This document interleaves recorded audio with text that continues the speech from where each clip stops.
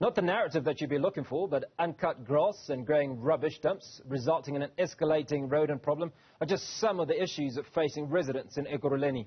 Community members complain about a region that's fallen into a state of decay as the coalition-led council struggles to govern. Last week, a scuffle broke out between ANC and EFF members during a tabling of a motion of no confidence against Mayor Sivuyele Godwana. Following that fistfight, questions remain about the state of service delivery in Ekurhuleni.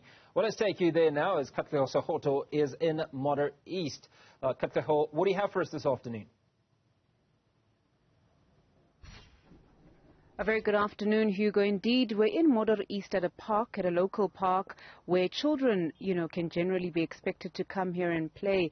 But there's a number of issues in this area. Actually, driving into the area, we were shown a number of houses that are alleged drug dens, and these issues then permeate into the parks where one can see plastic bags of drug use, indicating drug use in the park, and the uncut grass, and perhaps even just the general upkeep of the park not being maintained. But I want to speak to Offense, who is a local resident here, young as well, just to chat to us about what challenges he's observed in this area. Offense, we see the park here, lots of litter around. What are your sentiments around the state of matters here in this area? It's bad. It's bad. We can't be sitting at parks that are filthy. There's glass everywhere. There's exposed drugs. Plus, we buy a school here. So it's very bad. It's very bad. Even in the evenings, we cannot sit here in the park because the street lights are off. Ms. Melissa recently mentioned that for 6 years she's been fighting the street lights issue. So they're not really helping because nothing is being taken seriously. Plus, there are youngins here and they cannot sit in such a place because it's filthy. It's not safe. Yeah. And as a young person who's been staying here, you see the effects of a coalition government. Do you think it's working? No, it's not working because it's voting season and nothing's being changed.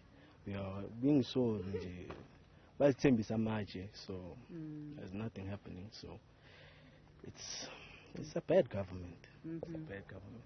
What would your message be to the powers that be? What do you hope gets addressed first? The drug issue. The drug issue is a big issue. And the street lights, please. We cannot move around here with black, in such a dark place. You cannot move around, and there's a lot of muggings in dark places, so it's not safe. Absolutely. Offensa, thanks for your time. Hugo, I want to turn here to Sis Lulama to give us more details about her experience as a resident. I guess you know the ins and outs. What have you observed? What are the challenges? Kunjani sisi, ngiyanibulisa nani ma-viewers. Ama-challenges esihlangana nawo lana Modder is to be quite specific. Asinama street lights and it's dark, and then now we are approaching a winter season.